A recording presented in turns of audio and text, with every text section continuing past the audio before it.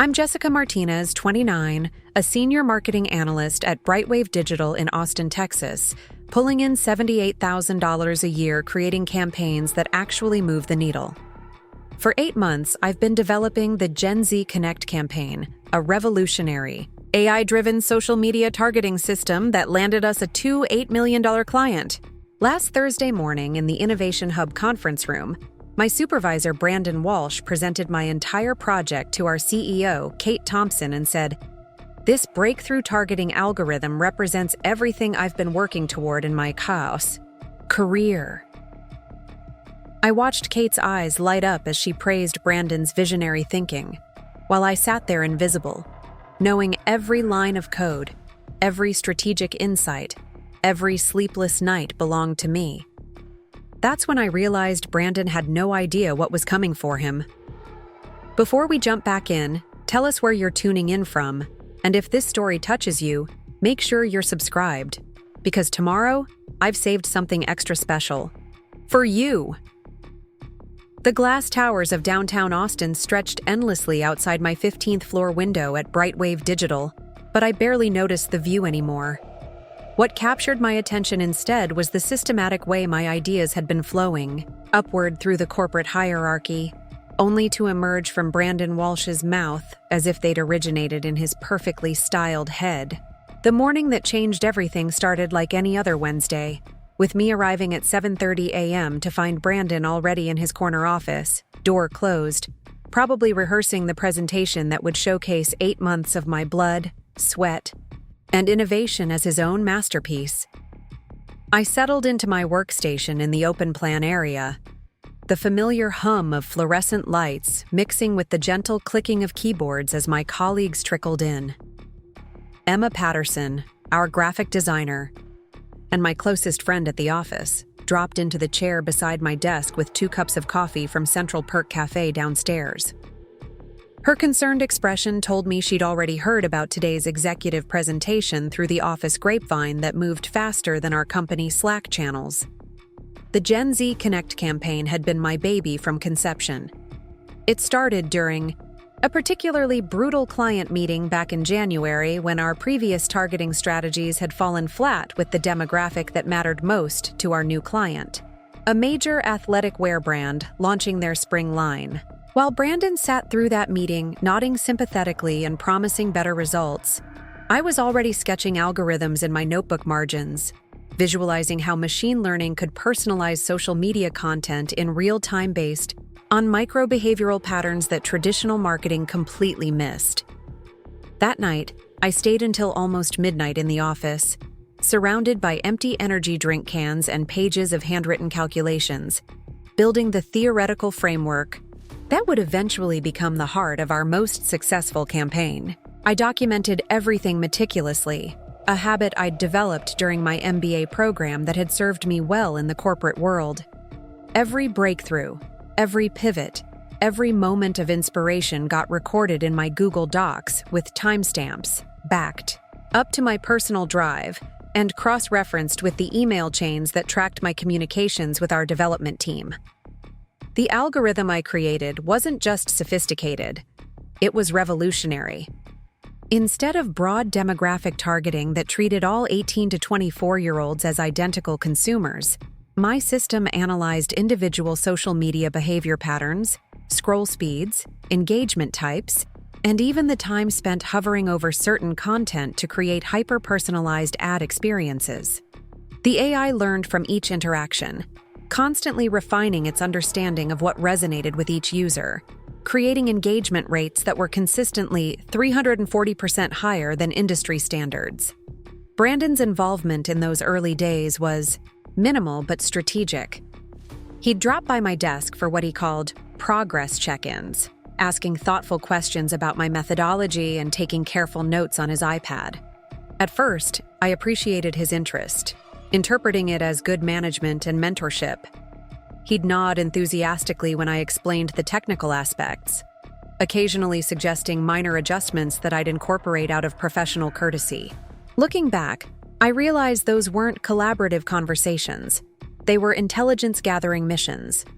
The first red flag should have been his sudden expertise during our March team meeting, When Kate Thompson asked for updates on innovative projects in development, Brandon launched into a detailed explanation of his targeting algorithm that sounded suspiciously like the presentation I'd given him privately the week before. He used my exact terminology, referenced the same case studies I'd researched, and even mentioned the specific engagement rate projections I'd calculated. When he concluded by saying the project showed tremendous promise under his guidance, I felt a familiar knot forming in my stomach that I couldn't quite identify yet. Emma noticed my discomfort immediately. After the meeting, she cornered me by the coffee machine, her usually cheerful demeanor replaced by serious concern. She pointed out that Brandon had never demonstrated that level of technical understanding before, and that his explanation had sounded almost scripted. When I defended him, saying he was probably just well prepared, Emma raised an eyebrow and reminded me that preparation usually involved giving credit to team members who contributed ideas. The pattern became more obvious as spring progressed into summer. Every breakthrough I shared with Brandon during our weekly one-on-ones would mysteriously appear in his updates to upper management, always framed as developments he was spearheading. When I created the user interface mock-ups that solved our clients' navigation concerns, Brandon presented them as his solution to the user experience challenges.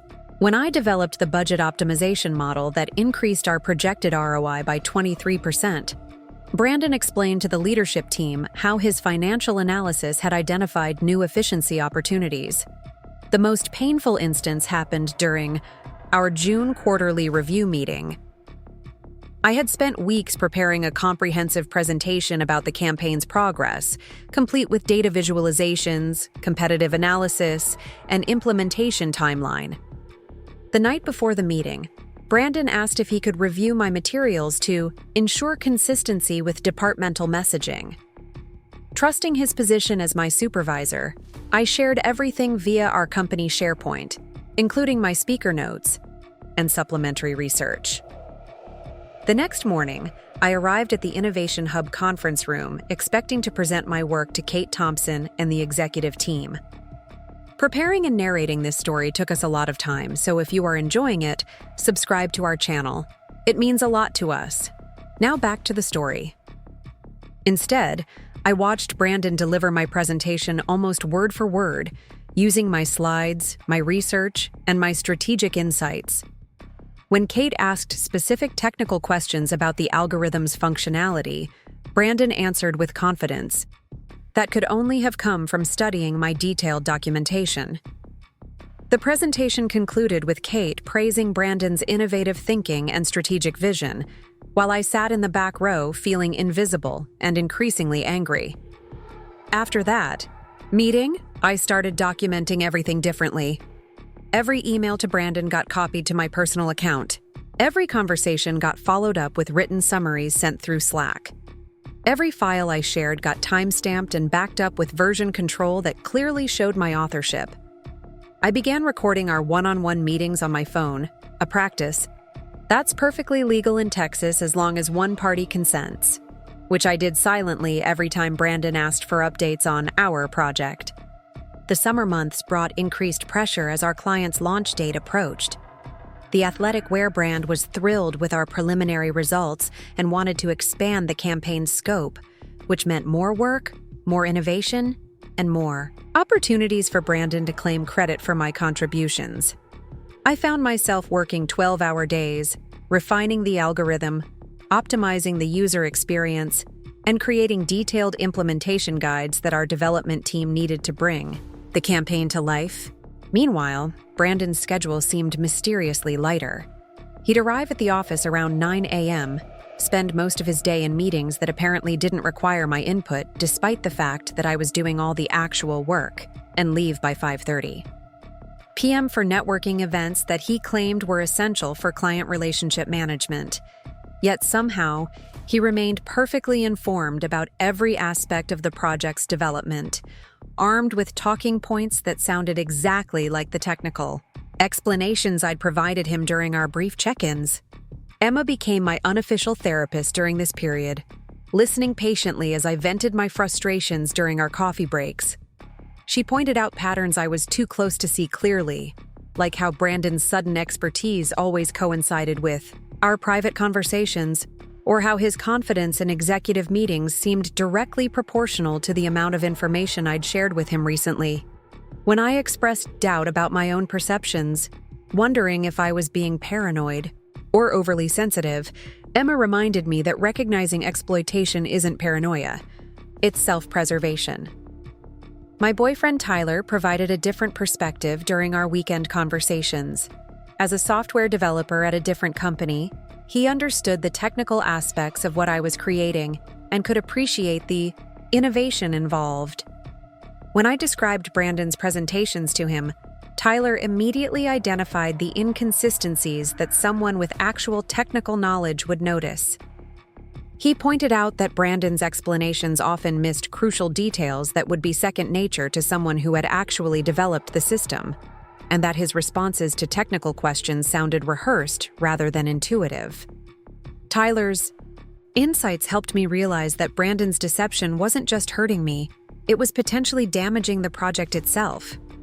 When clients or executives asked follow-up questions that required deep technical understanding, Brandon's superficial knowledge could lead to promises the system couldn't deliver or implementation decisions that would compromise the algorithm's effectiveness. My work was being misrepresented by someone who didn't fully understand it, which created risks for both the client relationship and the company's reputation. The breaking point came in early August during our preparation for the final client presentation. Brandon scheduled a series of meetings with key stakeholders to finalize the campaign details, and for the first time, he invited me to attend as his technical support. Sitting in those meetings, I watched him present my strategic framework, my competitive analysis, and my implementation timeline as his own intellectual property. When the client asked complex questions about the algorithm's functionality, Brandon would glance at me expectantly, essentially using me as his personal fact-checker while maintaining the illusion that he was the project's mastermind. The most insulting moment came when Kate Thompson joined one of these preparatory meetings and complimented Brandon on his innovative approach to social media targeting. She specifically praised his ability to combine technical sophistication with strategic thinking, noting that this combination of skills was rare in the marketing field. Brandon accepted her praise graciously, making modest comments about the importance of staying current with technological developments, while never once acknowledging that the technical sophistication she was praising had come entirely from my research and development work. That evening, I sat in my downtown loft apartment surrounded by printed emails, project timelines, and documentation that told the real story of the Gen Z Connect campaign's development. My laptop screen displayed the original algorithm sketches I'd created back in January, complete with timestamps that proved my authorship months before Brandon had claimed expertise in this area.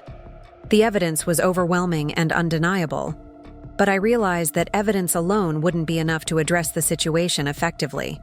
Corporate politics required strategy, not just truth. Simply confronting Brandon directly would likely result in him minimizing my contributions or claiming that my work had been done under his guidance and direction.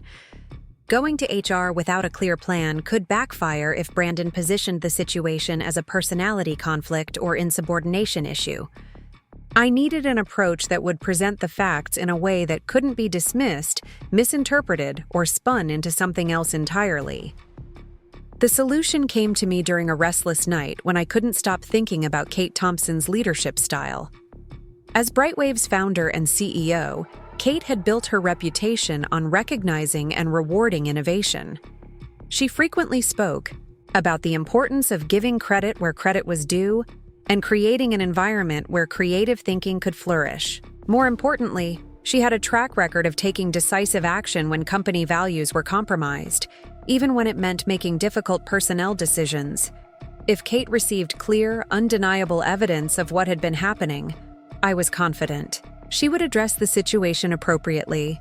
The challenge was presenting that evidence in a way that allowed her to understand the full scope of Brandon's deception without seeming like I was making accusations or trying to undermine the corporate hierarchy. The evidence needed to speak for itself, presenting the facts so clearly that the conclusion would be obvious to anyone who reviewed it. I spent the next 3 days carefully assembling what I privately called the truth package. It included printed timelines showing the project's actual development chronology, email screenshots that demonstrated my original ideas and research, USB drives containing files with creation dates and version control information, photographs of my handwritten, algorithm sketches with timestamps, and audio recordings of key meetings where Brandon had claimed credit for my work. Everything was organized chronologically and cross-referenced, creating a comprehensive picture that would be impossible to dispute or explain away. The morning of Brandon's big presentation, I arrived at the office even earlier than usual. The executive team would be gathering in the Innovation Hub conference room at 10 a.m. to hear Brandon present his campaign strategy to finalize details before the client meeting. Kate Thompson would be there, along with our VP of Marketing, David, Chen, and several other senior leaders who would influence decisions about project leadership and future opportunities. At 8:45 a.m., exactly 15 minutes before the presentation was scheduled to begin, I placed my carefully prepared package on Kate Thompson's desk with a simple note attached. I believe you'll find this information relevant to this morning's presentation. All materials can be independently verified. Thank you for your leadership and commitment to recognizing innovation. I signed it simply a concerned employee and left her office before anyone could see me. As I walked back to my desk, my heart was pounding with a mixture of anxiety and anticipation. After 8 months of watching my work get attributed to someone else, after countless nights of wondering if I was overreacting or being too sensitive, after weeks of careful documentation and strategic planning, the moment of truth had finally arrived. In less than an hour, Kate Thompson would either ignore my package and allow Brandon's deception to continue, or she would review the evidence and take action that would change everything. Emma was waiting at my desk with coffee and moral support, having arrived early specifically to be there during what we both knew would be a pivotal morning. She didn't ask questions about what I had done or what I was expecting to happen, but her presence reminded me that I wasn't alone in recognizing the injustice of the situation. Tyler had sent me an encouraging text message the night before, reminding me that speaking up for myself wasn't selfish or vindictive. It was necessary for maintaining both my professional integrity and my personal self-respect.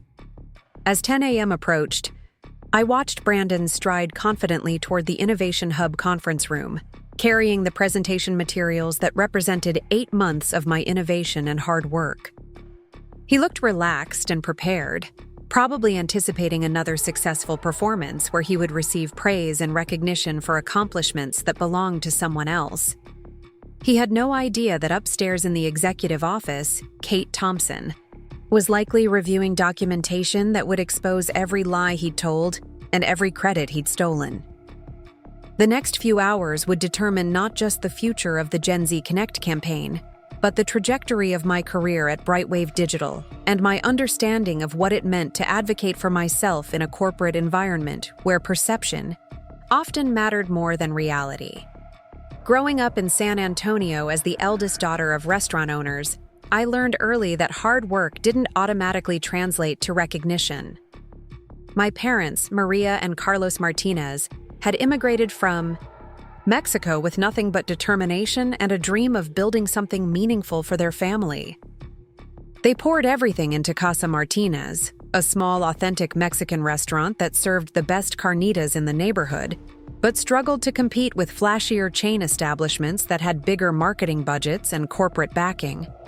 From age 12, I spent every afternoon and weekend helping at the restaurant, taking orders, seating customers, and learning the business from the ground up. While my younger brother Miguel got to play soccer and focus on his studies, I was expected to contribute to the family's survival. When I brought home straight A's from middle school, my parents smiled proudly, but immediately asked if I'd finished my homework so I could help with the dinner rush. When Miguel brought home B's and C's, they celebrated his improvement and gave him $20 for effort. The pattern followed me through high school, where I excelled academically while maintaining my restaurant responsibilities. I graduated as salutatorian, earned a partial scholarship to UT Austin, and was accepted into their business program with honors. The night of my graduation, while families around us celebrated their children's achievements, my parents spent most of the ceremony worried about who would cover my shifts at the restaurant during my college years. Miguel, meanwhile, received praise for simply walking across the stage with his diploma, despite barely maintaining the minimum GPA required for graduation. College became my escape and my proving ground simultaneously. Away from the family dynamics that had shaped my childhood, I discovered what it felt like to be recognized for individual merit rather than judged by different standards than my siblings. My professors noticed my analytical abilities, my attention to detail, and my innovative approaches to marketing challenges. For the first time in my life, my hard work translated directly into acknowledgement and opportunities.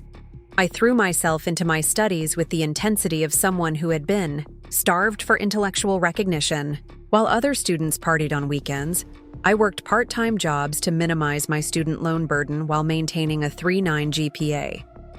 I joined the Marketing Student Association, volunteered for research projects, and completed internships that gave me practical experience beyond what the classroom could provide. Every achievement felt like proof that I was capable of more than my family had ever imagined possible. During my junior year, I landed a competitive internship at a mid-sized marketing firm in Austin. The work was challenging and fast-paced, requiring me to analyze consumer behavior data and develop strategic recommendations for client campaigns. My supervisor, Maria Santos, became an unexpected mentor who taught me the importance of documenting everything and building a paper trail that could speak for itself when verbal communication failed. She shared stories about brilliant women whose ideas had been appropriated by male colleagues and how meticulous record-keeping had saved their careers and reputations. Maria's guidance proved invaluable when I encountered my first taste of workplace credit theft during that internship. A senior analyst named Robert consistently took my research findings and presented them as his own insights during client meetings. When I mentioned this pattern to Maria, she helped me understand that this behavior was unfortunately common but not acceptable. Together, we developed strategies for ensuring my contributions were documented and visible to decision-makers, including copying key stakeholders on important emails and presenting my own work whenever possible. The experience taught me that talent and hard work, while necessary, weren't sufficient for professional success. Navigation of office politics, strategic self-advocacy, and careful documentation were equally important skills that nobody had taught me during my business school coursework. I graduated with this hard-earned wisdom, along with my MBA and job offers from several respected firms. Brightwave Digital attracted me because of Kate Thompson's reputation as a CEO who valued innovation and promoted based on merit rather than politics. The company's mission statement emphasized collaboration, creativity, and recognition of individual contributions. During my interview process, Kate personally spoke about building a workplace culture where the best ideas could rise to the top, regardless of their source, and where every team member felt empowered to contribute their unique perspectives. My first year at Brightwave seemed to validate Kate's vision. I worked on diverse projects, received constructive feedback from supervisors, and saw steady progression in my responsibilities and compensation. My colleagues were talented and collaborative, sharing knowledge freely and supporting each other's professional development. The open office environment fostered communication and idea sharing, while regular team meetings ensured that everyone's contributions were acknowledged and discussed. Brandon Walsh joined Brightwave about 6 months after I did, hired as a marketing manager with impressive credentials from his previous position at a larger agency in Dallas. He was charismatic and confident, with an easy smile and the kind of social intelligence that made him immediately popular among both colleagues and clients. During his first week, he made a point of introducing himself to everyone personally, asking thoughtful questions about their roles, and expressing genuine interest in learning about the company's culture and processes. Initially, I appreciated Brandon's leadership style. He seemed genuinely invested in his team's success and made an effort to understand each person's strengths and career goals. When he became my direct supervisor 3 months later, following a departmental reorganization, I felt optimistic about the mentorship opportunities this could provide. Brandon had experience with larger clients and more complex campaigns, knowledge that could accelerate my professional development and expand my skill set. Our early working relationship felt collaborative and supportive. Brandon would schedule regular one-on-one meetings to discuss project progress, career development, and strategic thinking. He encouraged me to share my ideas freely, asking probing questions that seemed designed to help me refine my thinking and articulate my insights more effectively. When I proposed innovative approaches to client challenges, he would listen attentively and provide feedback that helped me strengthen my proposals. The first subtle shift occurred about 4 months into our working relationship. During a team meeting where I presented research findings about emerging social media trends, Brandon began building on my insights in ways that gradually repositioned him as the strategic thinker behind the analysis. He would start sentences with phrases like, "building on Jessica's excellent research," but then develop the implications in directions that made his contributions seem more substantial than my foundational work. Initially, I interpreted this as good management, assuming that Brandon was helping to amplify my ideas and ensure they received appropriate attention from senior leadership. The marketing field required strong presentation skills and strategic communication, areas where Brandon clearly excelled. If his involvement helped my work achieve greater impact, that seemed like a positive outcome for both the projects and my professional development. However, the pattern gradually evolved in concerning directions. Brandon began referring to collaborative insights as our thinking or the approach we've developed, language that obscured individual contributions and made it difficult for others to understand who had originated specific ideas. During client presentations, he would present strategic frameworks I had created without explicitly crediting their source, allowing clients and colleagues to assume the innovations were his own intellectual property. The most troubling development was Brandon's increasing confidence in areas where he had previously deferred to my expertise.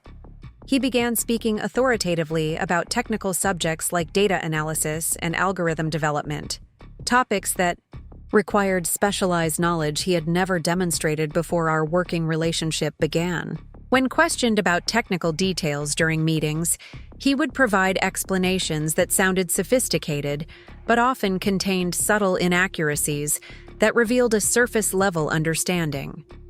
Emma Patterson noticed these changes before I did, probably because she observed our interactions from an outside perspective, unclouded by my desire to maintain a positive working relationship with my supervisor. During one of our coffee breaks, she mentioned that Brandon's sudden expertise in digital analytics seemed remarkable given his background in traditional advertising. When I defended his learning curve, Emma pointed out that acquiring deep technical knowledge typically required hands-on experience that Brandon hadn't had time to develop. The situation crystallized during a particularly important client pitch meeting in late fall. Brandon presented a comprehensive digital strategy that incorporated advanced targeting techniques, competitive analysis methodologies, and ROI optimization models. His presentation was polished and persuasive, demonstrating apparent mastery of concepts that I had spent months researching and developing. The client was impressed by his expertise and specifically requested that Brandon lead the implementation of their campaign. After the meeting, I realized that Brandon had presented ideas we had discussed privately during our one-on-one sessions, research I had conducted independently, and strategic frameworks I had developed through extensive analysis of industry trends and consumer behavior data. While he had contributed to refining the presentation and adapting the content for the specific client, the core intellectual property was undeniably mine. Yet the client, and likely my colleagues, now viewed Brandon as the innovative strategist behind these breakthrough approaches. That evening, I called Maria Santos, my former internship supervisor who had become an ongoing mentor and friend. I described the situation carefully, trying to present the facts objectively while acknowledging my uncertainty about whether I was overreacting or misinterpreting Brandon's intentions. Maria listened thoughtfully before sharing her own experiences with similar situations and offering perspective that helped clarify my thinking. Maria explained that intellectual property theft in professional environments often followed predictable patterns. It typically began with requests for collaboration or mentorship that provided access to someone else's ideas and research. The appropriation process was usually gradual, starting with shared credit that slowly shifted toward individual ownership as the original contributor's role was minimized or forgotten. The most successful perpetrators were often charismatic, individuals who could present stolen ideas convincingly while making the original creators doubt their own perceptions. Her analysis resonated uncomfortably with my recent experiences. Brandon's request for detailed briefings on my research, his thoughtful questions that helped him understand technical concepts, and his gradual assumption of expertise in areas where I had been the acknowledged specialist all fit the pattern Maria described.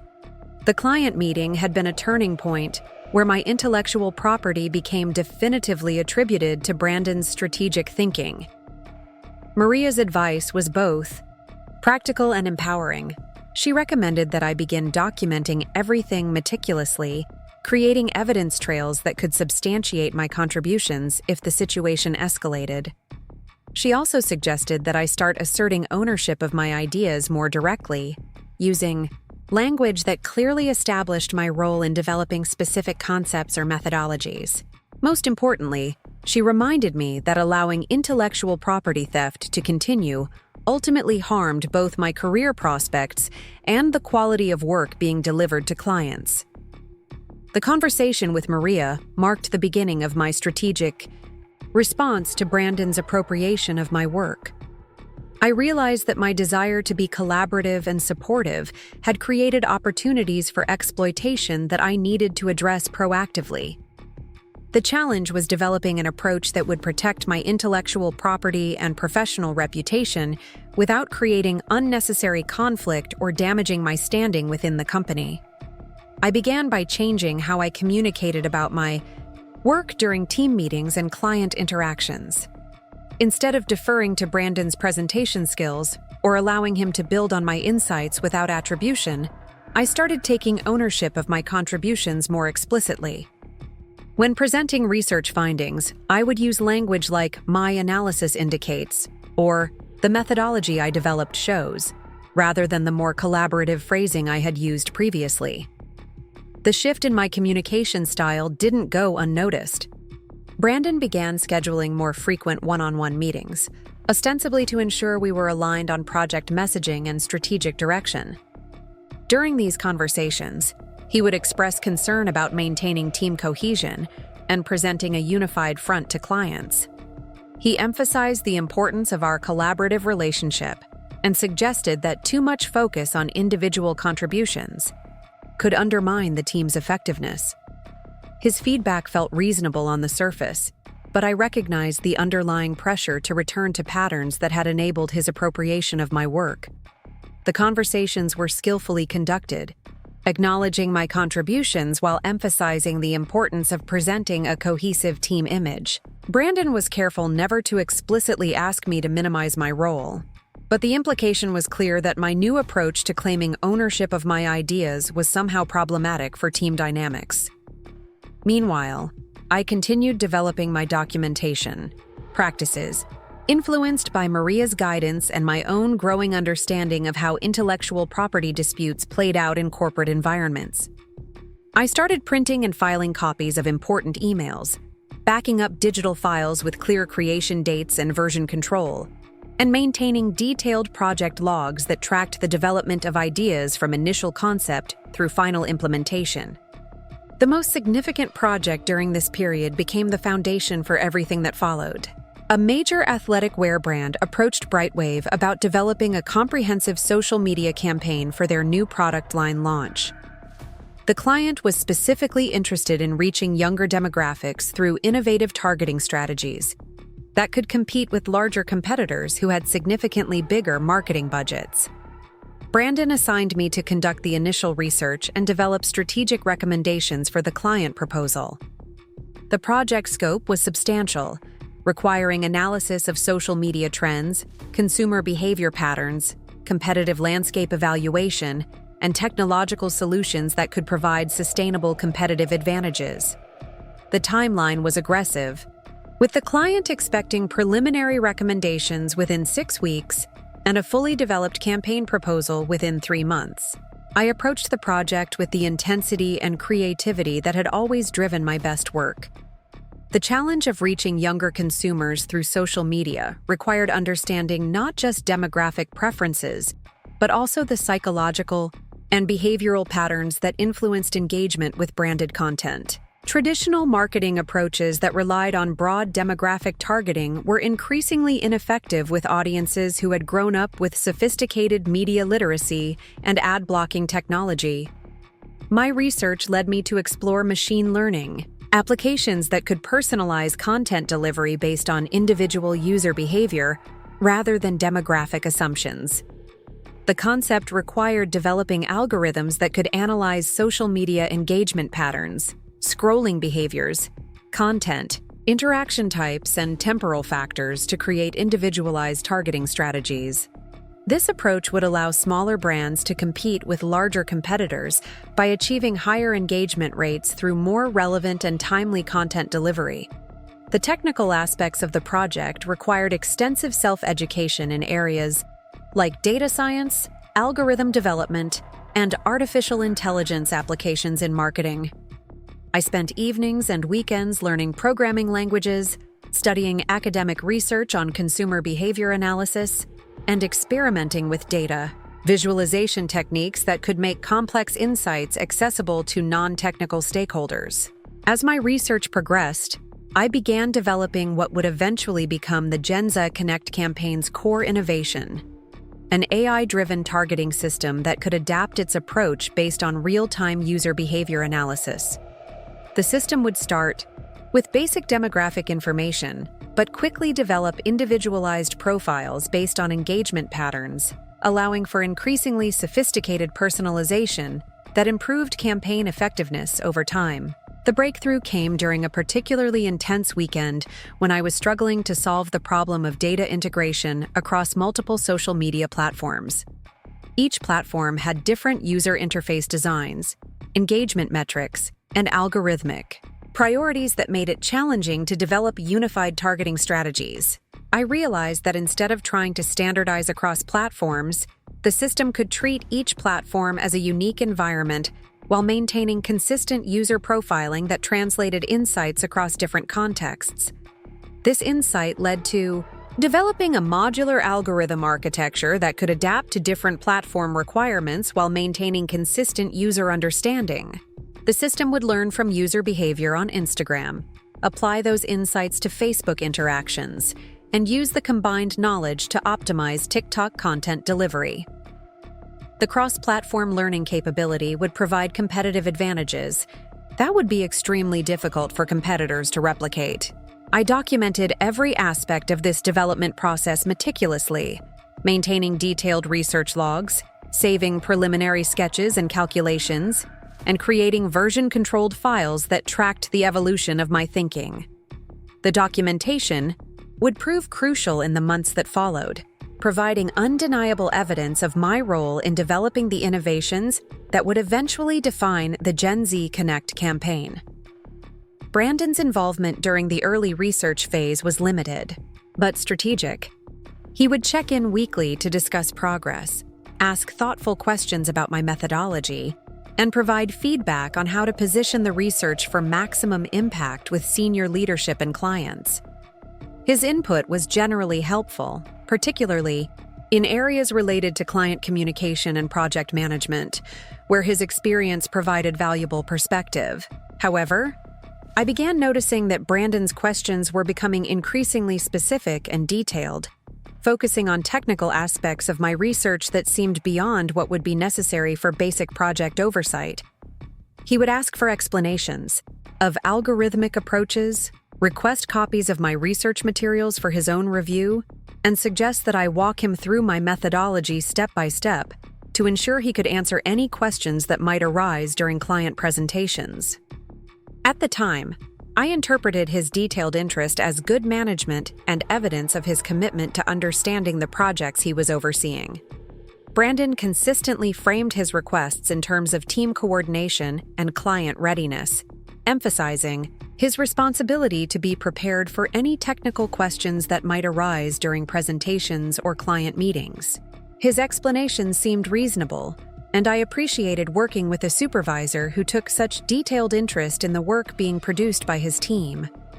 The first major presentation of my research findings was scheduled for early December, when I would present preliminary recommendations to Brightwave's senior leadership team before developing the full client proposal. I spent weeks preparing a comprehensive presentation that explained the research methodology, technical innovations, competitive advantages, and implementation strategy for the AI-driven targeting system. The night before the presentation, Brandon asked to review my materials to ensure consistency with departmental messaging and strategic positioning. He explained that senior leadership would be particularly interested in understanding how the project aligned with Brightwave's overall strategic direction and competitive positioning in the marketplace. His request seemed reasonable, and I shared my presentation files along with supporting research documentation to help him prepare for any questions that might arise during the meeting. The next morning's presentation became a defining moment in my relationship with Brandon and my understanding of workplace dynamics at Brightwave Digital. I arrived at the Innovation Hub conference room expecting to present my research to Kate Thompson, David Chen, and other senior leaders who would evaluate the project's potential and approve resources for full development. Instead, I discovered that Brandon would be presenting the research himself, with me attending as technical support to answer detailed questions if needed. He explained that senior leadership preferred receiving strategic presentations from management-level staff, and that my role would be to provide backup information and clarification on technical details. The change felt sudden and disappointing, but Brandon's explanation aligned with corporate hierarchies I had observed at other companies. Brandon's presentation was polished and comprehensive, covering all the key points from my research while positioning the innovations as strategic breakthroughs that would differentiate Brightwave in the competitive marketplace. He demonstrated clear understanding of the technical concepts, explained the competitive advantages convincingly, and fielded questions from senior leadership with confidence and expertise. However, as I listened to Brandon present my research, I began recognizing subtle but significant changes in how the work was being positioned. Instead of presenting the innovations as research findings or team developments, Brandon discussed them as strategic insights and breakthrough thinking. He used language that suggested personal ownership of the ideas, referring to my analysis and the approach I've developed, rather than more collaborative framing that would acknowledge my contributions. The most concerning moment came when Kate Thompson complimented Brandon on his innovative thinking and technical sophistication. She specifically noted that his combination of strategic insight and technical expertise was exactly what Brightwave needed to compete with larger agencies that had bigger research budgets.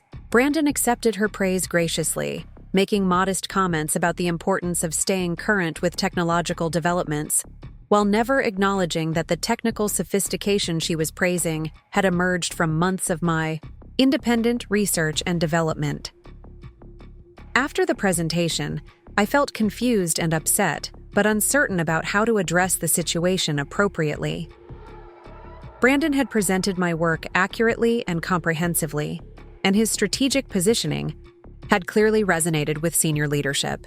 The project had received enthusiastic approval for full development, which was ultimately the outcome I had hoped to achieve. Yet I felt invisible and unrecognized, watching someone else receive credit for innovations that represented months of my intensive work. The experience marked a turning point in my relationship with Brandon and my approach to workplace self-advocacy. I realized that allowing others to present my work, even with good intentions, created opportunities for my contributions to be minimized or forgotten. The corporate environment at Brightwave, despite Kate Thompson's stated commitment to recognizing individual contributions, still operated according to hierarchical patterns that could obscure the actual sources of innovation and strategic thinking. Over the following weeks, as the Gen Z Connect campaign moved into full development, I watched Brandon's expertise in AI-driven marketing expand remarkably quickly.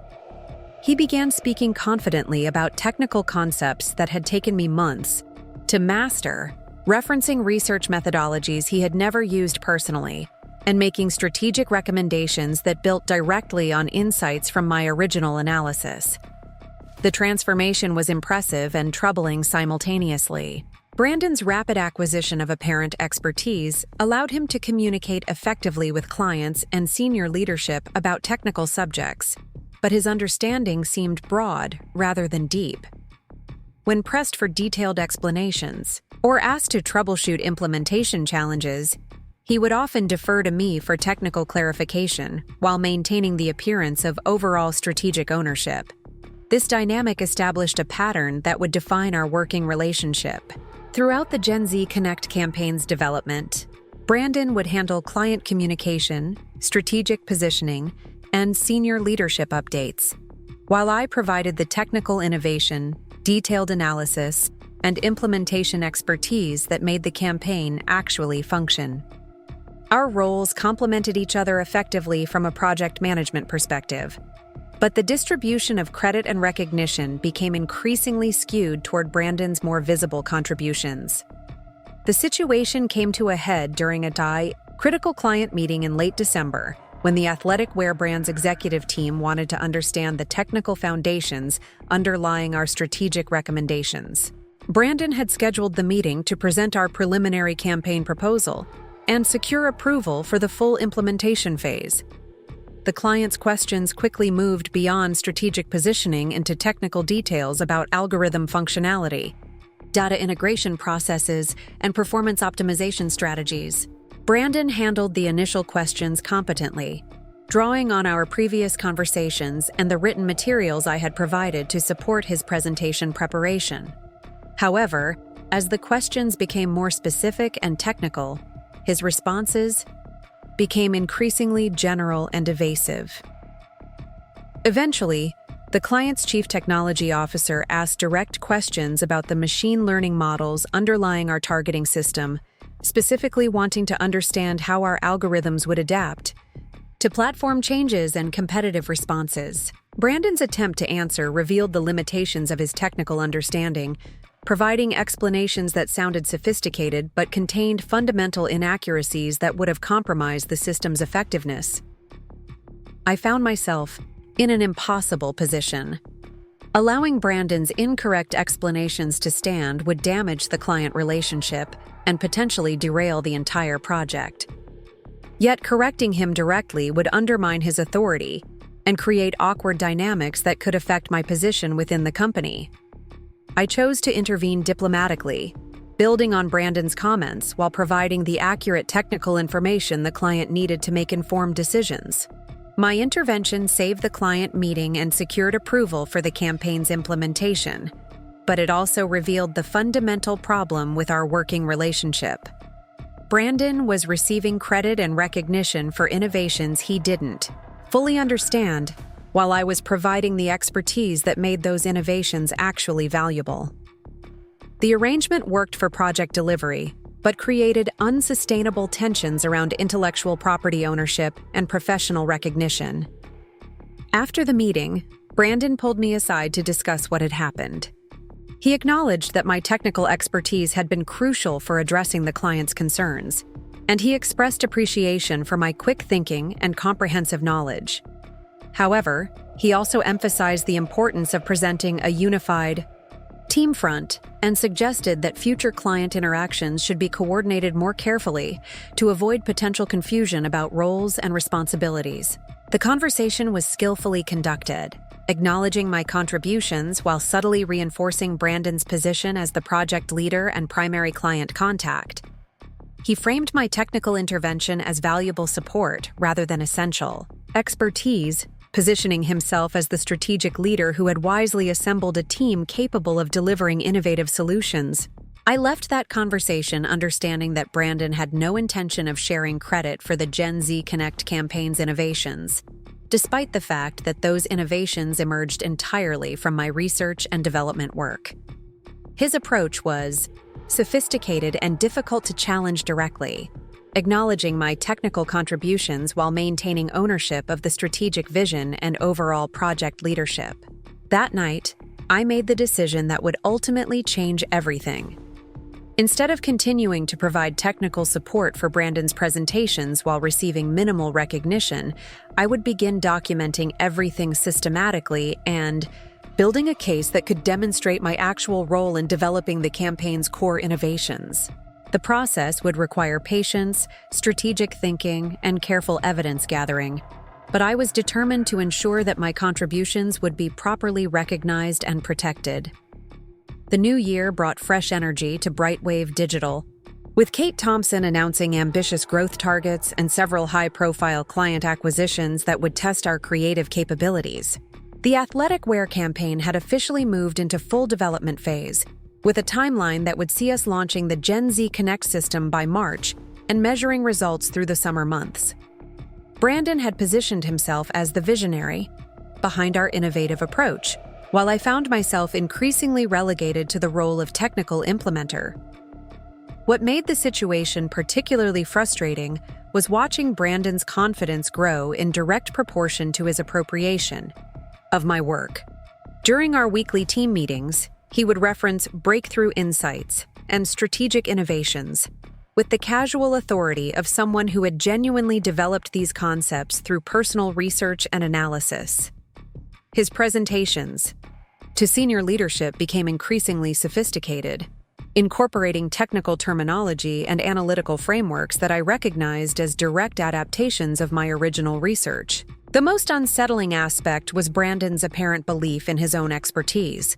I began to suspect that he had convinced himself that his contributions were more substantial than they actually were, perhaps viewing his role in refining presentations and managing client relationships as equivalent to the months of intensive research and algorithm development that had created the campaign's foundation.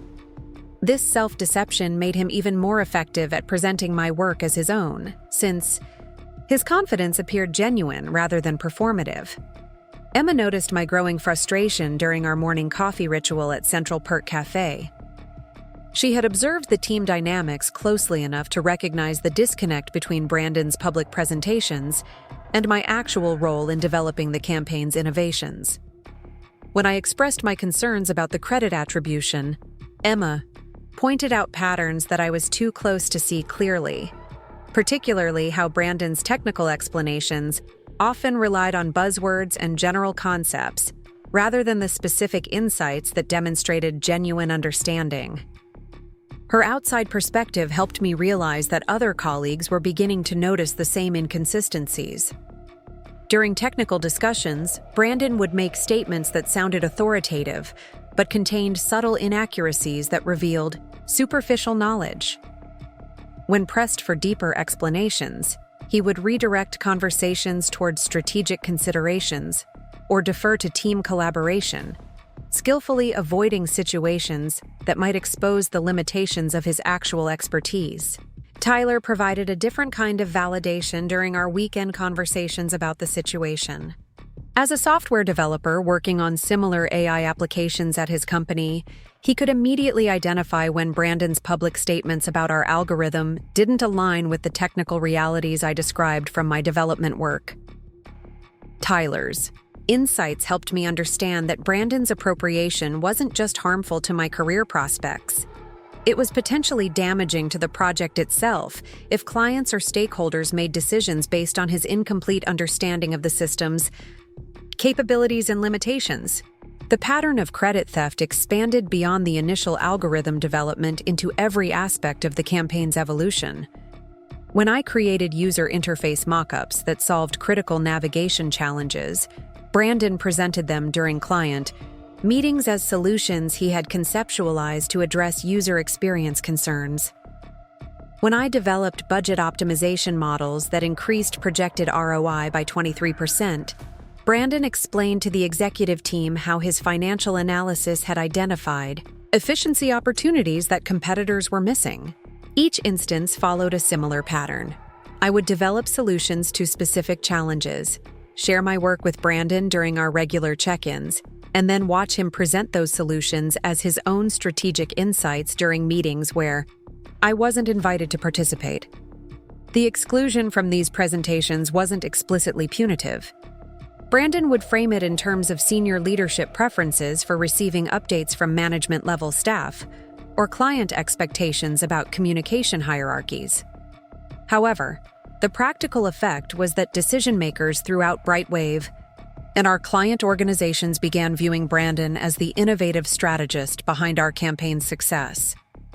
When Kate Thompson praised the team's creative problem-solving during company meetings, she would specifically credit Brandon's leadership and vision.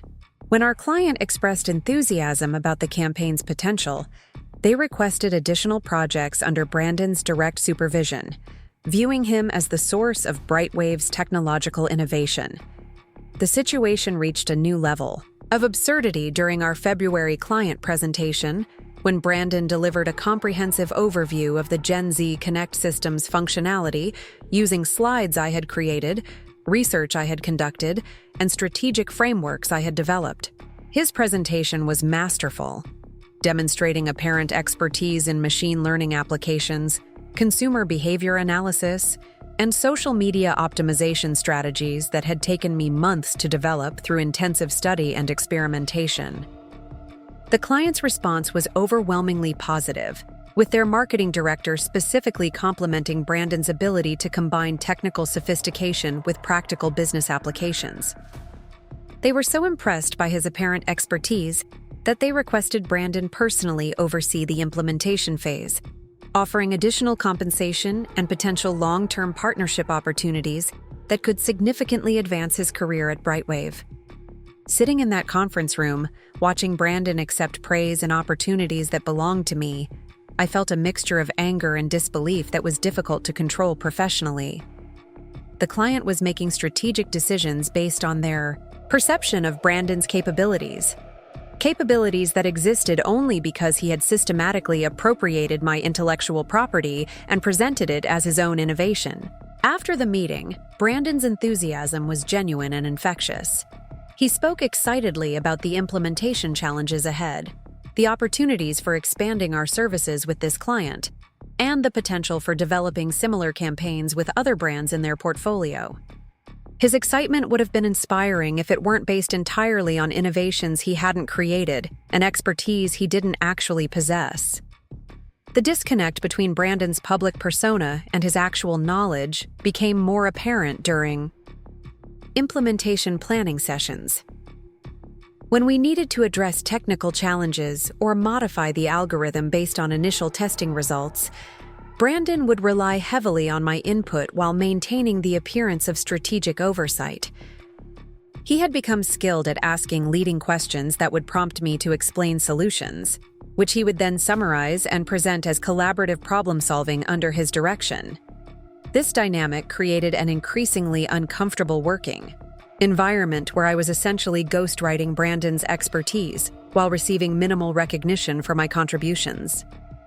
The technical complexity of our system meant that my involvement was essential for successful implementation, but the credit structure ensured that Brandon would receive recognition for the project's success, while I remained invisible to the people making decisions about promotions, compensation, and future opportunities. Maria Santos provided crucial perspective during a phone conversation where I described the escalating situation. She helped me understand that intellectual property theft in corporate environments often followed predictable escalation patterns, starting with shared credit that gradually shifted toward individual ownership as the original contributor's role was minimized or forgotten. The most successful perpetrators were typically charismatic individuals who could present stolen ideas convincingly, while making original creators question their own perceptions of what had happened. Her analysis was uncomfortable, but illuminating. Brandon's approach had been methodical and sophisticated, using his position as my supervisor to gain access to my work while gradually repositioning himself as the creative force behind our innovations. The process had been subtle enough that challenging it directly would require substantial evidence and could be easily dismissed as personality conflicts or misunderstandings about collaborative work. Maria's advice was both practical and strategic. She recommended that I begin documenting everything systematically, creating evidence trails that could demonstrate my actual contributions if the situation required formal intervention. She also suggested that I start asserting ownership of my ideas more explicitly in meetings and written communications, using language that clearly established my role in developing specific innovations. Most importantly, she reminded me that allowing intellectual property theft to continue ultimately served no one's interests, including the company's and the client's. Brandon's incomplete understanding of the systems he was presenting could lead to implementation problems, unrealistic promises, or strategic decisions based on misconceptions about our actual capabilities. Following Maria's guidance, I began changing how I communicated about my work during team interactions and client meetings. Instead of deferring to Brandon's presentation skills or allowing him to build on my insights without attribution, I started taking ownership of my contributions more directly. When discussing technical aspects of the campaign, I would use phrases like, "the algorithm I developed," or "my analysis indicates," rather than the collaborative language that had enabled Brandon's appropriation. The shift in my communication style created immediate tension with Brandon, who scheduled additional one-on-one meetings to discuss what he characterized as team coordination and messaging consistency. During these conversations, he would express concern about maintaining unified client communication and presenting cohesive strategic direction. He emphasized the importance of our collaborative relationship while suggesting that too much focus on individual contributions could undermine team effectiveness. His feedback was skillfully delivered, acknowledging my technical expertise while positioning my new approach as potentially problematic for team dynamics. Brandon was careful never to explicitly ask me to minimize my role, but the implication was clear that my efforts to claim ownership of my ideas were somehow disruptive to the collaborative environment that had made our projects successful. These conversations revealed the sophisticated nature of Brandon's approach to appropriating my work. He had created a narrative framework where challenging his credit claims could be characterized as ego-driven or contrary to team interests. By positioning himself as the collaborative leader concerned with collective success, he made it difficult for me to assert individual ownership without appearing selfish or disruptive.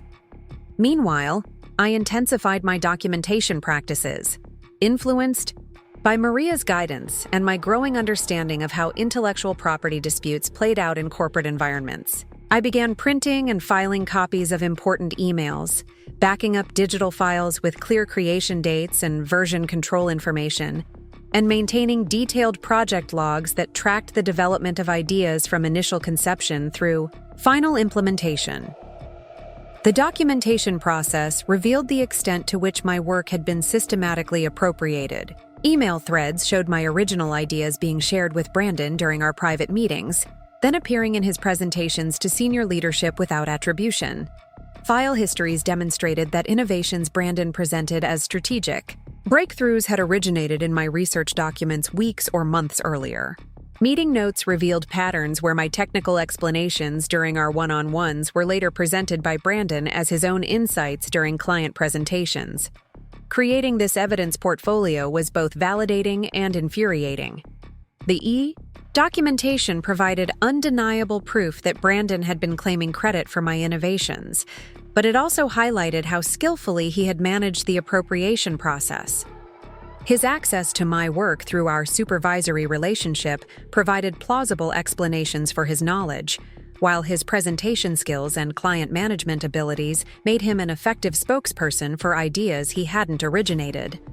The most damaging incident occurred during a critical strategy session with our client's executive team in late February.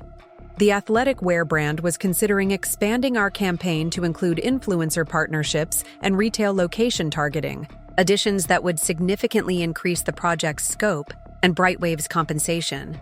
Brandon had positioned this meeting as an opportunity to demonstrate our strategic thinking and secure additional business that could establish Brightwave as the client's primary marketing partner.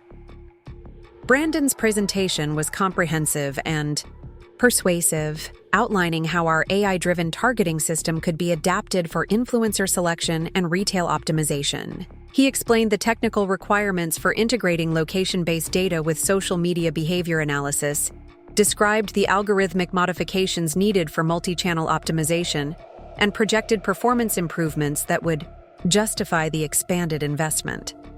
The client's response was enthusiastic, with their chief marketing officer specifically praising Brandon's innovative thinking and strategic vision. They were particularly impressed by his ability to anticipate implementation challenges and propose solutions that demonstrated deep understanding of both technical possibilities and practical business constraints. The meeting concluded with approval for the expanded campaign and a request for Brandon to personally oversee the additional development work. Listening to Brandon present my strategic analysis and technical innovations as his own intellectual property was professionally devastating. The influencer integration strategies he described had emerged from weeks of my research into social media partnership optimization. The retail location algorithms he explained with apparent expertise were adaptations of my original targeting system that I had developed through extensive analysis of consumer behavior patterns and geographic data integration. Most troubling was watching the client make strategic decisions based on their perception of Brandon's capabilities that existed only because he had access to my work through our supervisory relationship. They were essentially hiring Brightwave based on innovations I had created, but their confidence in the project's success was based on Brandon's ability to deliver results he didn't fully understand. After the meeting, Brandon's excitement about the expanded project scope was genuine but misplaced. He spoke enthusiastically about the technical challenges ahead, the opportunities for developing cutting-edge solutions, and the potential for establishing Brightwave as an industry leader in AI-driven marketing. His confidence would have been inspiring if it weren't built entirely on my intellectual property and technical expertise. The expanded project timeline created additional pressure for me to develop innovations that Brandon could present as strategic breakthroughs. The influencer optimization algorithms required sophisticated analysis of social media engagement patterns, audience overlap calculations, and performance prediction models that pushed the boundaries of current marketing technology. The retail location targeting system needed integration of geographic data, consumer movement patterns, and real-time inventory information that had never been attempted at this scale. While I worked 12-hour days developing these advanced systems, Brandon's schedule remained mysteriously manageable. He would arrive at the office around 9 a.m. for client meetings and strategic planning sessions, spend afternoons in networking events that he claimed were essential for business development, and leave by early evening for industry conferences that supposedly provided valuable insights for our project development. Despite his lighter workload, Brandon remained perfectly informed about every aspect of our technical development, armed with detailed knowledge that allowed him to communicate effectively with clients and senior leadership about progress, challenges, and solutions. His expertise seemed to expand in direct proportion to the information I shared during our weekly check-ins, creating the appearance that he was personally driving the innovations that would define our campaign's success. Emma became increasingly vocal about the unfairness of this arrangement during our coffee conversations. She had observed enough of our team dynamics to recognize that Brandon's technical expertise was derived entirely from my research and development work, while his lighter schedule and higher visibility positioned him to receive credit for achievements he hadn't earned. When I expressed uncertainty about how to address the situation, Emma pointed out that allowing the pattern to continue would only encourage Brandon to expand his appropriation of my work. Tyler provided a different perspective during our weekend discussions about the escalating situation. As someone who understood the technical complexity of what I was creating, he could appreciate the innovation involved in developing AI systems that outperformed established marketing platforms. He was particularly concerned about the ethical implications of Brandon presenting technical capabilities he didn't possess, noting that this could lead to promises the system couldn't deliver, or implementation decisions that would compromise the algorithm's effectiveness. More importantly, Tyler helped me understand that my situation wasn't just about individual recognition or career advancement. Brandon's appropriation of my work was creating risks for Brightwave's reputation and client relationships that extended beyond personal grievances. If clients or senior leadership made strategic decisions based on Brandon's incomplete understanding of our systems, those decisions could result in project failures that would damage the company's credibility and competitive position. The pressure reached its peak during a company-wide innovation presentation in early March, where senior staff members were invited to showcase breakthrough projects that demonstrated Brightwave's competitive advantages. Brandon had been selected to present the Gen Z Connect campaign as an example of the strategic thinking and technical innovation that distinguished our agency from larger competitors. His presentation was scheduled for the main conference room, with Kate Thompson and the entire executive team attending, along with representatives from other departments who rarely had opportunities to see our client work in detail. The audience would include people who could influence decisions about promotions, project assignments, and strategic direction that would shape Brightwave's future development. Brandon spent considerable time preparing for this presentation, requesting detailed briefings about every aspect of our technical development and asking for explanations of algorithmic approaches that would allow him to answer potential questions from the audience. His preparation was thorough and methodical, covering not just the strategic positioning, but also the technical details that would demonstrate his apparent expertise in AI-driven marketing applications. The night before the presentation, Brandon asked to review my latest development materials to ensure his technical explanations would be accurate and current. He requested access to my algorithm documentation, performance analysis reports, and implementation timelines, explaining that senior leadership would expect detailed answers about our capabilities and competitive advantages. Sharing this information felt increasingly uncomfortable, knowing that Brandon would present my innovations as strategic breakthroughs he had personally developed. However, refusing his request would have been difficult to justify professionally, given his position as my supervisor and the importance of the presentation for Brightwave's strategic positioning. The presentation itself was masterful, with Brandon demonstrating apparent expertise in machine learning applications, consumer, behavior analysis, and social media optimization that had taken me months to develop through intensive research and experimentation. He fielded technical questions with confidence, explained complex algorithmic concepts with clarity, and positioned our innovations as examples of the forward-thinking approach that would drive Brightwave's continued growth.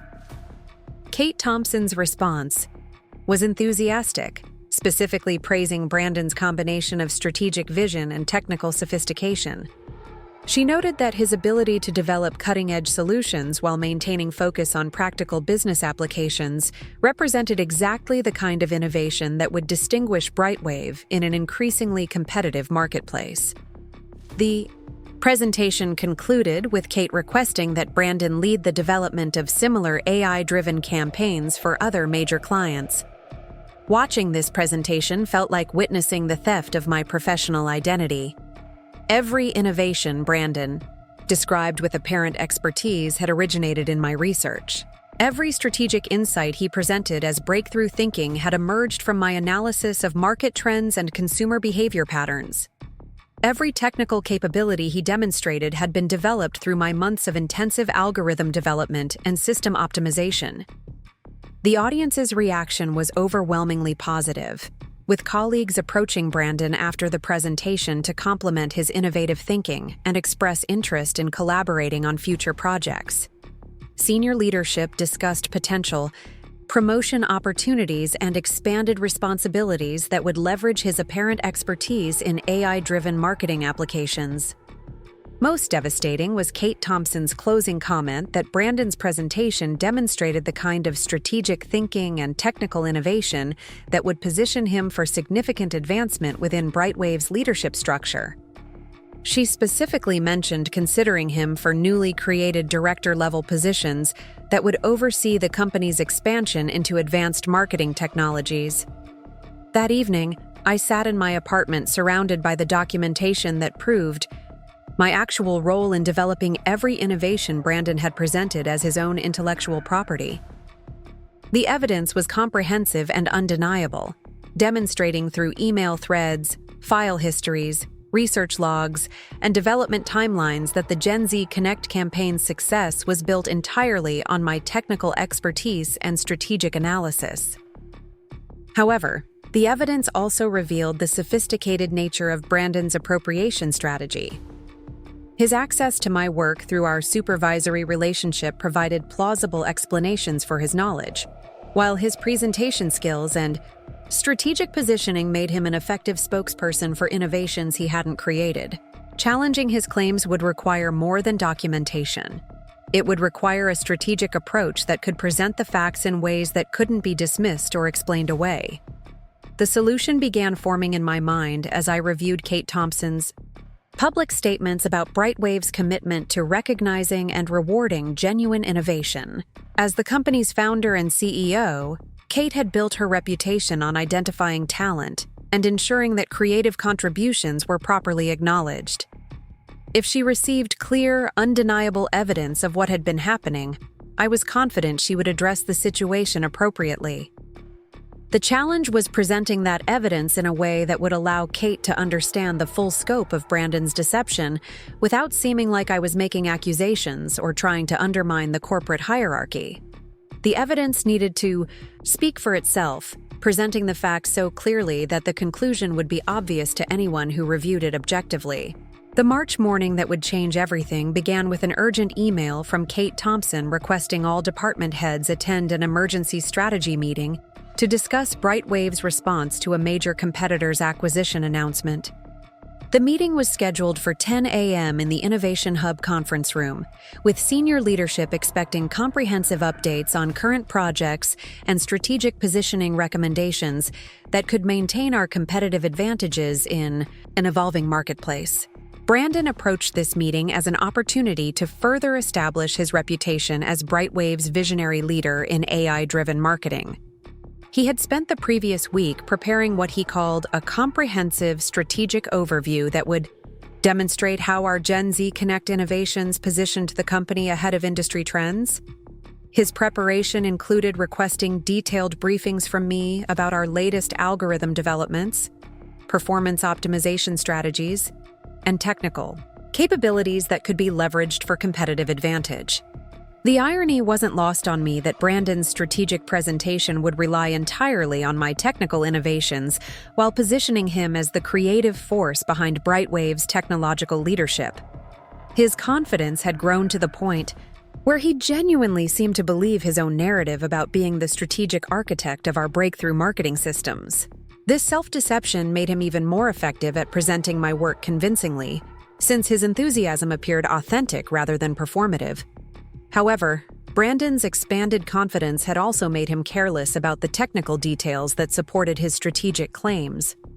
During our preparatory conversations, I noticed that his explanations often relied on buzzwords and general concepts rather than the specific insights that demonstrated genuine understanding. When I asked clarifying questions about his strategic recommendations, his responses revealed surface-level knowledge that could satisfy non-technical audiences but wouldn't withstand scrutiny from experts who understood the underlying systems. This recognition gave me the foundation for what would become my strategic response to months of systematic intellectual property theft. Instead of continuing to provide technical support that enabled Brandon's appropriation of my work, I would begin documenting everything with the methodical precision that Maria Santos had taught me during my internship. Every conversation, every email, Every file transfer would be recorded and preserved as evidence of the actual development process behind our campaign innovations. The documentation project required careful planning to avoid detection while ensuring comprehensive coverage of Brandon's appropriation patterns. I began forwarding key emails to my personal account, creating backup copies of important files with clear timestamps and version control information, and maintaining detailed logs that tracked the development of ideas from initial conception through final presentation. The evidence portfolio grew daily, providing undeniable proof of my role in creating every innovation that Brandon presented as his own strategic thinking. More importantly, I started recording our one-on-one meetings using my smartphone, a practice that was perfectly legal in Texas as long as one party provided consent.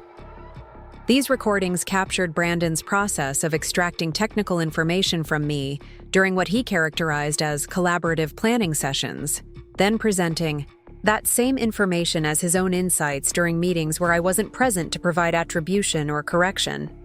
The recordings were particularly valuable because they demonstrated the systematic nature of Brandon's approach to appropriating my work. Each conversation followed a similar pattern, with Brandon asking detailed questions about my research methodology, requesting explanations of technical concepts, and probing for strategic insights that he could incorporate into his presentations to senior leadership and clients. What emerged from this documentation was a comprehensive picture of intellectual property theft that was both sophisticated and undeniable. Brandon had used his position as my supervisor to gain access to my innovations, then systematically presented them as his own creative contributions while ensuring that I remained invisible to the decision-makers who could provide recognition or advancement opportunities. The evidence also revealed how Brandon's appropriation had expanded beyond individual ideas into wholesale theft of my professional identity. He had positioned himself as Brightwave's expert in AI-driven marketing based entirely on my research and development work, creating opportunities for himself while denying me the recognition that could advance my own career. The pattern was methodical enough to suggest deliberate strategy rather than inadvertent oversight. As the portfolio of evidence grew more comprehensive, I began developing a strategy for presenting it to Kate Thompson in a way that would prompt appropriate action without appearing vindictive or insubordinate. The challenge was creating a narrative that would allow Kate to understand the full scope of what had happened while providing her with clear options for addressing the situation constructively. The solution emerged from my understanding of Kate's leadership style and her public commitments to recognizing genuine innovation within Brightwave. As someone who had built her career on identifying and developing talent, Kate would be particularly concerned about systems that obscured individual contributions or prevented deserving employees from receiving appropriate recognition. If she understood that Brandon's apparent expertise was built on appropriated intellectual property, she would likely take decisive action to correct the situation. The key was presenting the evidence in a format that would allow Kate to reach her own conclusions rather than feeling pressured to accept my interpretation of events. The documentation needed to tell the story clearly and objectively, providing timeline information, technical details, and communication records that would make Brandon's appropriation obvious to anyone who reviewed them carefully. I spent several evenings organizing the evidence into a comprehensive package that included printed email threads showing the development of my ideas, USB drives containing files with creation dates and version control information, photographs of my original research sketches with timestamps, audio recordings of key meetings where Brandon claimed credit for my work, and a detailed timeline that connected my innovations to Brandon's subsequent presentations. The package was designed to be self-explanatory, requiring minimal interpretation while providing overwhelming evidence of the systematic appropriation that had characterized our working relationship. Each piece of documentation was cross-referenced and organized chronologically, creating a narrative that would be impossible for Brandon to dispute or explain away convincingly.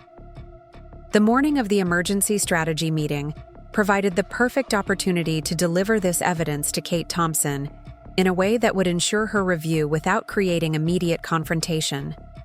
I arrived at the office early, knowing that Kate typically spent the first hour of her day reviewing emails and preparing for meetings in her executive office. At exactly 8:45 a.m., 15 minutes before the strategy meeting was scheduled to begin, I placed my carefully prepared package on Kate's desk with a simple cover note that read, "I believe you'll find this information relevant to this morning's strategic discussion about Brightwave's competitive positioning. All materials included can be independently verified through company records and external sources. Thank you for your commitment to recognizing genuine innovation." I signed it simply as a concerned employee and left her office before anyone could observe my presence. The strategy meeting proceeded as Brandon had planned, with him delivering a comprehensive presentation about Brightwave's technological advantages and strategic positioning in the evolving marketing landscape. His presentation was polished and confident, incorporating all the technical innovations and strategic insights I had shared with him during our preparatory conversations. He spoke authoritatively about algorithm development, performance optimization, and competitive differentiation strategies that positioned him as the visionary leader behind our company's success. Kate Thompson listened attentively throughout Brandon's presentation, asking occasional questions about implementation timelines and technical capabilities that Brandon answered with the superficial confidence that had become his trademark.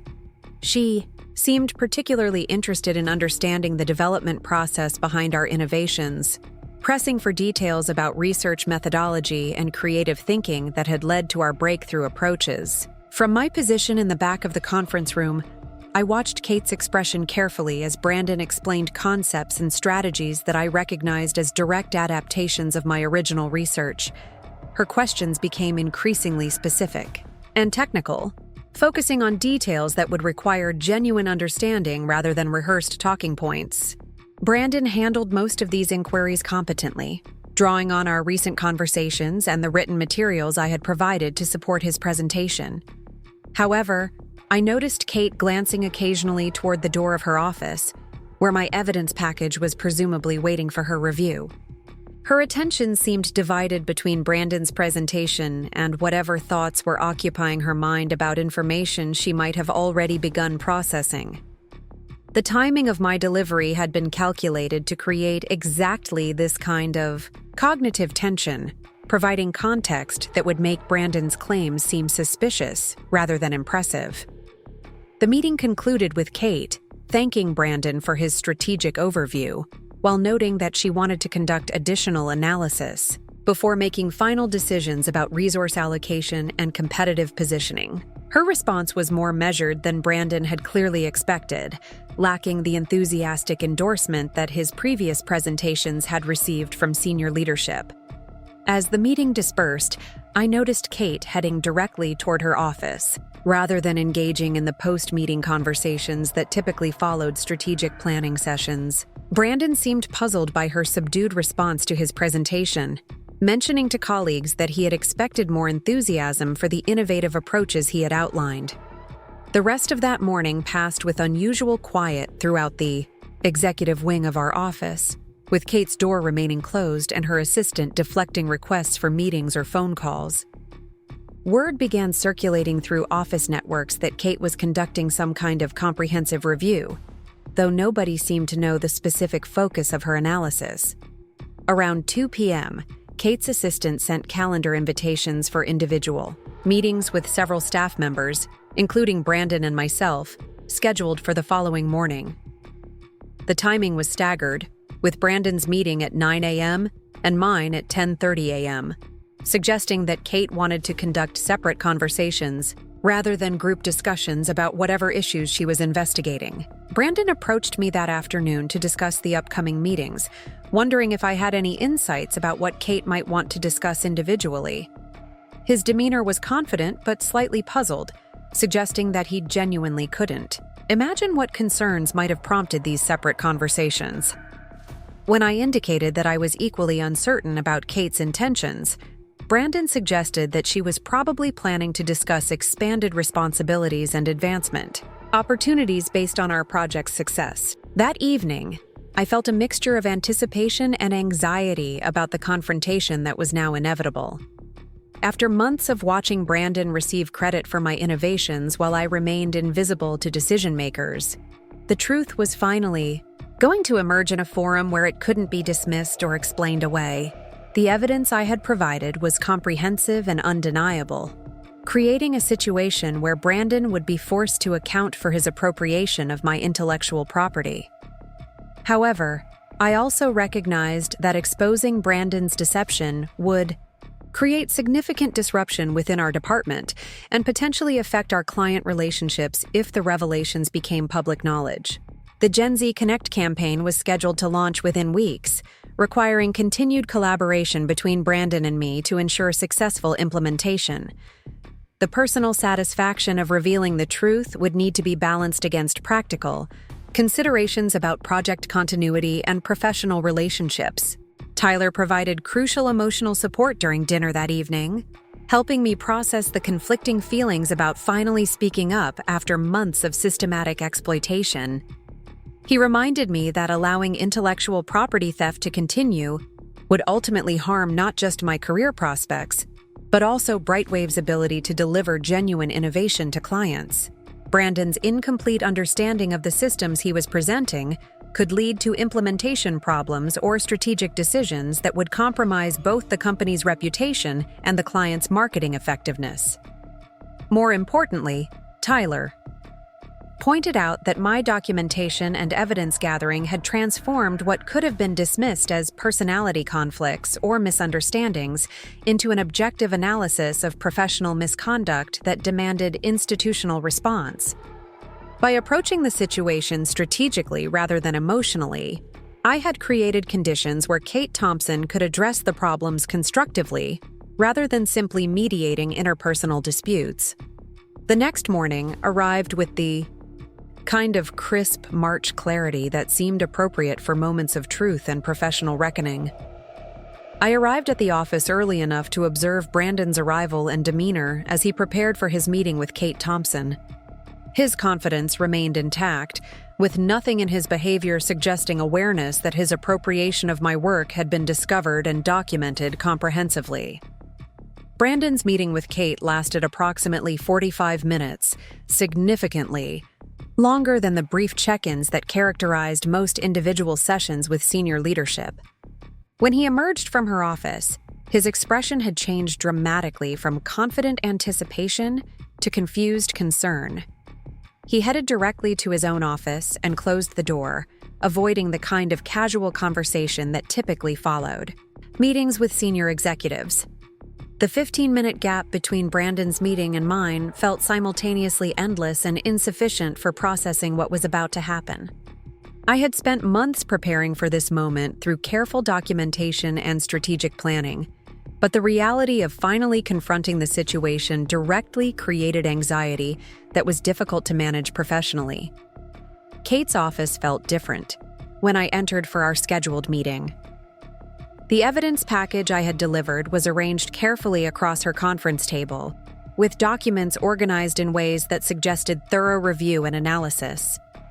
Kate herself appeared serious and focused, lacking the casual warmth that usually characterized her interactions with staff members. She began our conversation by thanking me for bringing the information to her attention, noting that the documentation I had provided was comprehensive and concerning.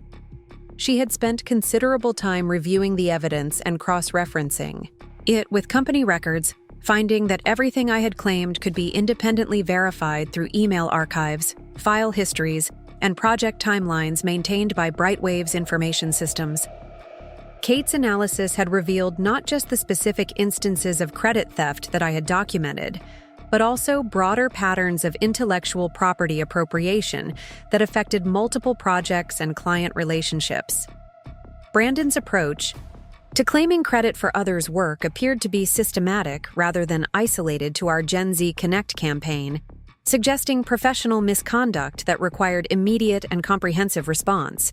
Most importantly, Kate expressed genuine concern about the potential impact on Brightwave's client relationships and competitive positioning if Brandon's incomplete understanding of our technical capabilities led to promises the company couldn't deliver or strategic decisions based on misconceptions about our actual innovations. The integrity of our client communications and strategic planning required accurate representation of our capabilities and the sources of our competitive advantages. Kate's approach to addressing the situation was both decisive and thoughtful, designed to correct the immediate problems while minimizing disruption to ongoing projects and client relationships. Brandon would be immediately removed from leadership of the Gen Z Connect campaign and related AI-driven marketing initiatives, with project responsibilities transferred to me as the actual developer of the underlying innovations. His role would be restructured to focus on areas where his actual skills and experience provided genuine value to the company. More significantly, Kate announced that she was promoting me to senior marketing strategist with direct responsibility for Brightwave's advanced technology initiatives and expanded authority to lead client relationships that required technical expertise. The promotion included substantial salary increases, project management authority, and recognition as the company's primary innovator in AI-driven marketing applications. The conversation also included Kate's commitment to ensuring that my contributions to previous projects would be properly acknowledged both internally and in client communications. She had already begun the process of correcting attribution in company materials and would be personally communicating with key clients to ensure they understood the actual sources of the innovations they had been praising. Perhaps most importantly, Kate expressed her appreciation for how I had handled the situation, noting that my methodical documentation and professional approach had provided her with clear information needed to address serious misconduct while protecting both the company's interests and my own professional standing. She specifically praised my decision to present evidence objectively rather than making accusations, allowing the facts to speak for themselves. The immediate aftermath of Kate's intervention created significant changes throughout our department and the broader company culture. Brandon's reduced role and my expanded responsibilities sent clear signals about Brightwave's commitment to recognizing genuine innovation and preventing intellectual property appropriation. Colleagues who had observed the dynamics between Brandon and me began understanding the actual sources of our project's successes. More importantly, the Gen Z Connect campaign's launch proceeded successfully under my direct leadership, with client results exceeding all projected performance metrics and generating industry recognition for Brightwave's innovative approaches to AI-driven marketing. The campaign's success, combined with proper attribution of its development, established my reputation as a leading innovator in the field and created opportunities for advancement that had been impossible while Brandon was claiming credit for my work. The months following the confrontation brought professional growth and recognition that validated years of hard work and innovation that had previously gone unacknowledged. Industry publications featured articles about the Gen Z Connect campaign's breakthrough approaches, with interviews and speaking opportunities that positioned me as a thought leader in AI-driven marketing applications. The recognition felt particularly meaningful because it was based on genuine expertise and documented innovations rather than appropriated intellectual property. Brandon's career trajectory at Brightwave shifted dramatically, though Kate's handling of the situation allowed him to maintain employment while focusing on areas where his actual skills provided value. His experience with client relationship management and strategic communication remained assets for the company, though his role in technical innovation and project leadership was permanently curtailed. The experience taught me crucial lessons about professional self-advocacy that extended far beyond the specific situation with Brandon and the Gen Z Connect campaign. The importance of documentation, strategic thinking, and objective presentation of evidence became foundational principles that guided my approach to workplace challenges and career development. Most importantly, I learned that speaking up for myself wasn't selfish or disruptive when it was done professionally and supported by facts. Tyler and Emma both played crucial roles in helping me navigate the emotional and professional challenges of confronting systematic intellectual property theft. Their outside perspectives provided validation when I doubted my own perceptions, while their ongoing support helped me maintain confidence during the difficult process of gathering evidence and planning strategic response. The experience strengthened friendships that had already been meaningful and demonstrated the importance of having trusted advisors during professional crises. Maria Santos's mentorship proved invaluable in providing both tactical guidance and emotional support throughout the process. Her experience with similar situations helped me understand that intellectual property appropriation was unfortunately common in corporate environments, but that methodical response could lead to positive outcomes for everyone involved. Her emphasis on documentation and professional communication provided the framework that made my evidence compelling rather than accusatory. The broader impact on Brightwave's culture was also significant, with Kate Thompson implementing new policies and procedures designed to prevent future instances of intellectual property appropriation while ensuring that individual contributions were properly recognized and rewarded. These changes created a more equitable environment for all employees while maintaining the collaborative spirit that had made the company successful. 6 months after the confrontation, I received an offer to lead Brightwave's new Advanced Marketing Technologies division, a role that would involve developing cutting-edge solutions for Fortune 500 clients while building a team of specialists in AI-driven marketing applications. The opportunity represented everything I had been working toward professionally, with recognition, responsibility, and compensation that reflected my actual contributions to the company's success.